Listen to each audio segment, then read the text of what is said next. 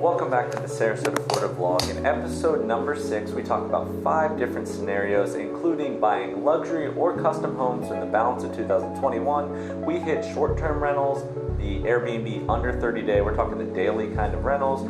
We talk about a creeping price range of $750 to $950, kind of on the fringes of custom and semi-custom. A few more scenarios included. We're at the Lake Club, we're at University Town Center, and more. Hope you enjoy. What's up, guys? We just got to the Lake Club. We are checking out, there's actually a couple opportunities available now that are on Masters Avenue, so we're filming the lot for a client. It's supposed to be like kind of a pass-through, but I think it's a personal preference thing, but it's an interesting opportunity at $1.7 million with a pool, fully spec'd out at the Lake Club with stock development in Genoa, which is the last opportunity to build forever in the Lake Club. So yeah, we'll give you more insight when we have it. Okay, quick one for you. Luxury-ish, custom building-ish, end of the year Sarasota Manatee County update.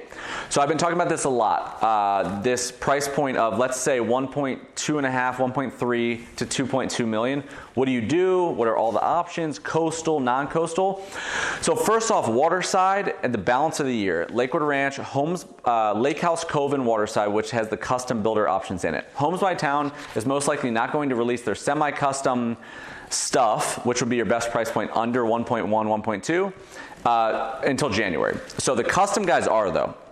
So I have a very good information that says that both Arthur Ruttenberg and Lee Weatherington are going to get 14 lots apiece, late October, early November. They're going to go almost every other house, so that side is going to be unbelievable. Every single one of the Arthur Ruttenberg lots is going to be on Kingfisher Lake, which is the large lake, the water views. That is the one that's the premium lots in that neighborhood that water taxi over to downtown Waterside Place.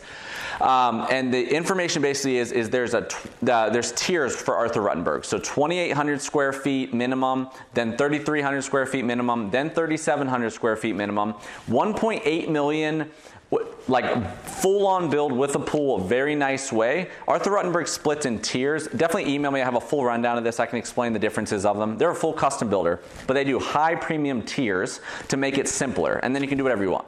So you could say that 1.8 would be a very firm, really, really nice 2,800 square foot build with a pool and nice high-end everything.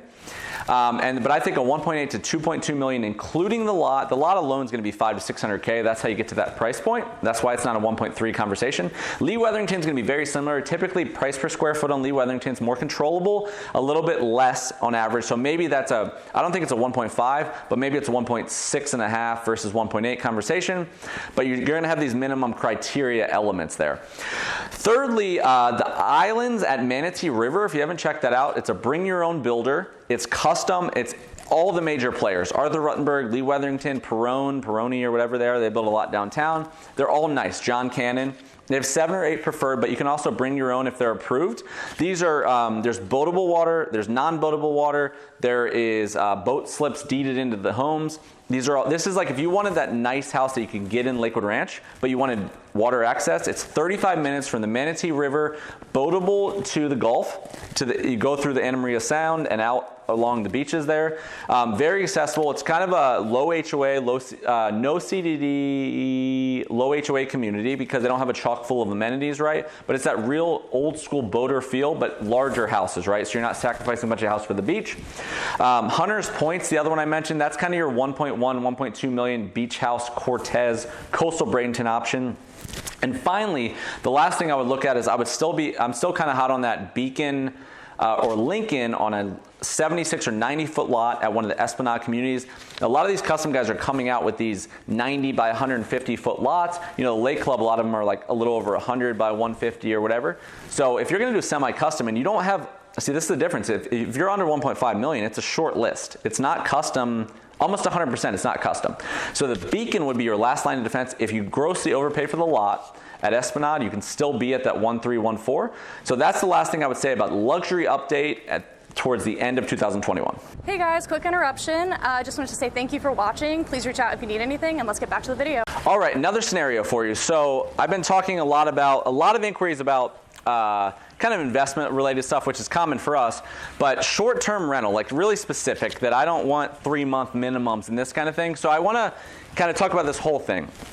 So Sarasota County and a lot of Manatee County is county, like, you know, you have mainland and you have barrier islands, right? So a lot of the county itself, and Sarasota specifically, is a 30-day minimum, right? So a lot of people are doing stuff, like you could look up a house on MLS or Zillow and it says no minimum rental, and a lot of this is entered by realtors, so just be cognizant of that. But no minimum rentals, no HOA restrictions, whatever. But the county has this overarching umbrella that's like a 30-day in a lot of places.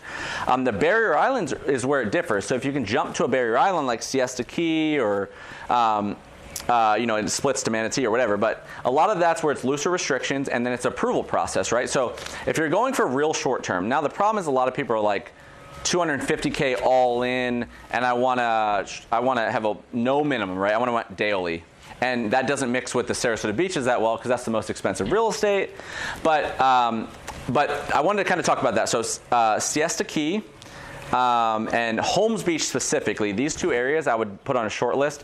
Longboat Key is very residential, so it's in like half of Longboat Key. So as you go up here, half of Longboat Key is 16 miles end to end. Half of it, Sarasota County below, Manatee County above. So be cognizant of the counties, be cognizant of the specific beaches and the city territories within the beaches, that even if there's a county arching there, there's different rules, right? So barrier islands in general be a little safer to do the short-term rentals. And then a good thing to do would be basically all the public information you can possibly get from MLS and the county itself, vet that out. Also, it's not a bad idea to run it against a property management. Even if you did a property manager for just a year, that's like old school, a lot of experience. Those guys don't like to break rules, and if they could vet that out and they agree with it, then you could drop them the second year, manage it yourself, whatever. Or you could jump to Pinellas County and do Madeira Beach. Generally a little cheaper, a little looser restrictions up there. But mainland Manatee, Sarasota County versus barrier islands are going to be your big divide.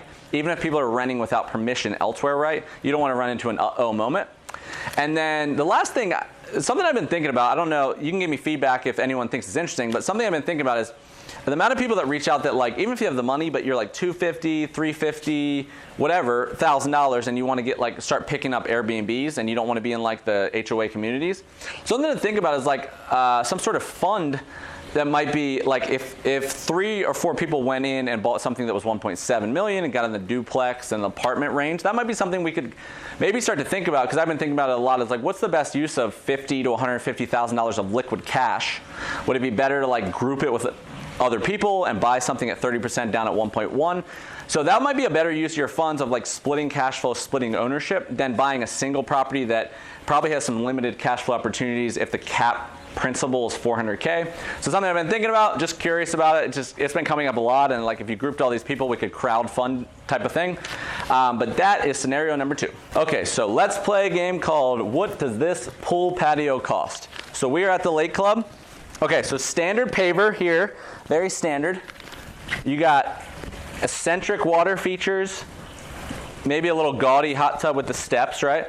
So standard pool in a normal market, not this market. 60-ish K, heater, screen, the whole deal. No hot tub. Hot tub adds 75, or adds 15, so you're at 75. And then you got little steps here. This is exactly how, and you got a little bit more area, but this is exactly how you take something without a hot tub that could be a 70K in a 2019 market, and you get to 125 is this. It's the gross amount of area. If you add travertine to this, it'll make it fancier. But this little uniqueness, right? Like if you do the water features and the walls, those are super cheap. So that is my take on this pool at the Lake Club. Okay, scenario number 3. This is the situation. Golf sensitivity, like old school country club. Venice area primarily, under Nokomis, ideally. Less than $500,000 needs a garage. So in my opinion, a couple different things to do. So I would do a villa or very small single family with Lennar, who builds a lot in that area. And you could do Sarasota National at the very end of the phase, or on the resale that's very recent build resale, or you could do the new Welland Park Golf and Country Club. So what Lennar does as the all-in-one builder concept, especially doing a villa, is that it gives you a ton of affordability, gives you low HOAs, and if you've ever been to the Sarasota National Golf Club, unbelievable. I mean, it's very, very nice. Huge pool, ton of pickleball, ton of tennis, very nice facilities, 16,000 square foot gym. It's very, very nice. And you get the lower end of the community for the price point, but also like that's kind of how a villa should be viewed. So under 400K here all day long, and the villa, unlike some of the coach homes and the townhomes, is you have the two-car garage, and it's not attached more than one unit. Second thing I would do, so Lennar for this would be a really nice way to use it, right? The second thing I would do is old school Venice. So the Venice Golf and Country Club, but old school, like old club feeling. So a lot of those have villas and that kind of thing. If you catch the one with the right, like not like the original roof and the just really, really old school, but just aesthetic, kind of like lipstick on a pig updates, then those have like maturity, right? They mature landscaping, they are what they are. A lot of like the assessments have been kind of taken care of in a way that's very advantageous to a new buyer. So those are the two things I would look at primarily there. You could also hop to South Sarasota and Palmer Ranch, like TPC Brastancia and some old school golf communities there. But a lot of this stuff's gonna be on resale. If you want new golf, a lot of that's way out in the country and it's very expensive. But villa and townhome for golf access, especially if you're gonna be like a snowbird or something, is very advantageous in my opinion. All right, folks, we are at the University Town Center doing a vlog right now. If you haven't been here, it's Lower Lakewood Ranch. A lot of you guys stay across the street here at the University row of hotels. But interesting happenings here. So we have right now Barnes & Noble. We have the Man Cave, that's where I get my haircut. Chiropractor. They're building a cryotherapy down here, which I'm pumped about. Also a sauna place called Perspire. Awesome name. Rusty Bucket. If you have kids, it's solid. Italian place there. New Garden Cafe. Selva, which is downtown Sarasota, is over here. Blaze Pizza, LeBron James place.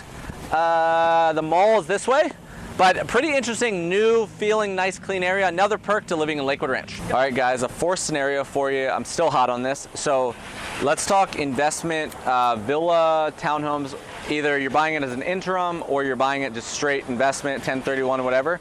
I think there's a couple scenarios that are interesting under 410 grand. So one I just found out about, about to get rained on here. I just found out about 2 villas at Esplanade at Sky Ranch, which a lot of people aren't aware of. It's on a wait list, it's not on a bid, it's not Casilla, it's the Esplanade at Sky Ranch in Sarasota, parallel to Siesta Key.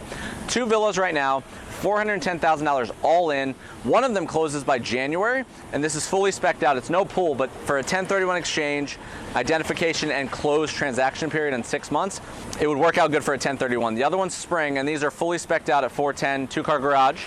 So that could be a nice option. I still like Lorraine Lakes. They're kind of on this weird pause. They've never skipped releases before, but they have in the most recent terms. They got these 1,800-ish square footage townhomes. I think they're gonna be at 320 to 325 on the next release. Bay Landing, every time I've shown Bay Landing, people don't like the location as much with D.R. Horton, but these are still interesting if it's just a straight investment for rental. $370,000. Last one before we get rained on, Esplanade at Azario.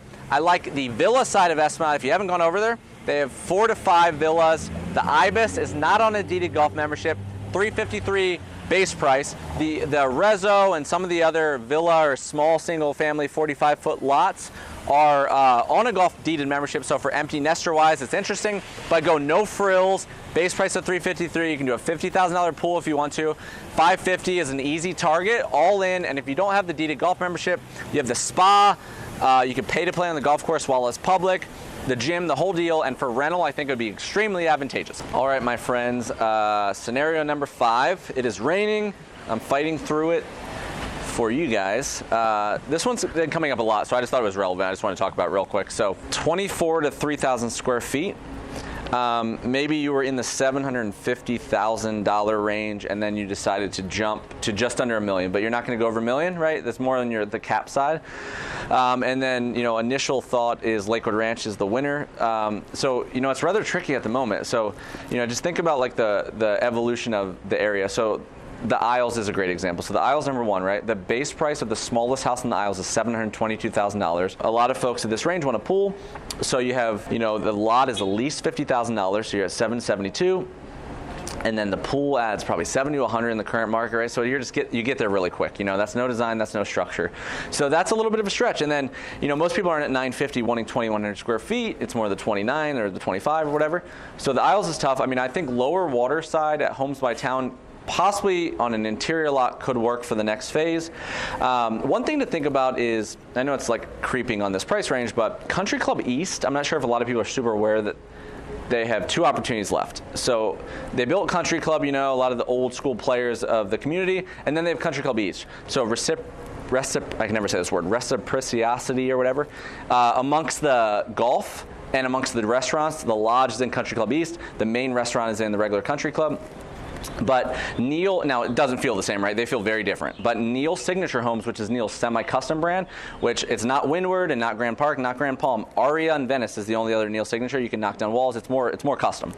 They have 2 left. If they're going to be spec only, you can sign this year. They're going to be released in spring. There's one at 2,500 square feet. That will be $985 with a pool. It's supposed to be very nice.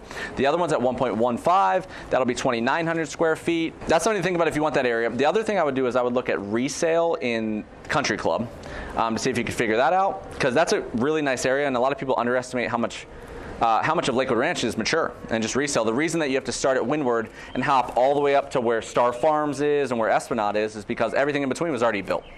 So that's something else I would do. You could look at Parish as well, but this price range, as it creeps, I think it's getting trickier. So I would consider maybe going a little bit more on the fringes and looking at, like, do I need a 2-story? Can I go smaller? But don't underestimate that with the base prices online right now, if you have $900,000 in Lakewood Ranch, you're looking for 2,900 square foot. That is a conversation of maybe 2 to 3 total communities, in my opinion, beyond like an all-in-one builder. So that's my last scenario, and let's move on. All right, folks, that does it for vlog episode 6. I really hope you enjoyed it. I hope these are adding you some contextual value. If you did, please subscribe for us. Please like. Please comment if there's anything specifically I can answer for you or add to the next one. Please check out the description box below for all my additional tools and resources. And finally, if you need anything at all real estate-wise from us, please contact us directly at the information below. We'll see you on the next one.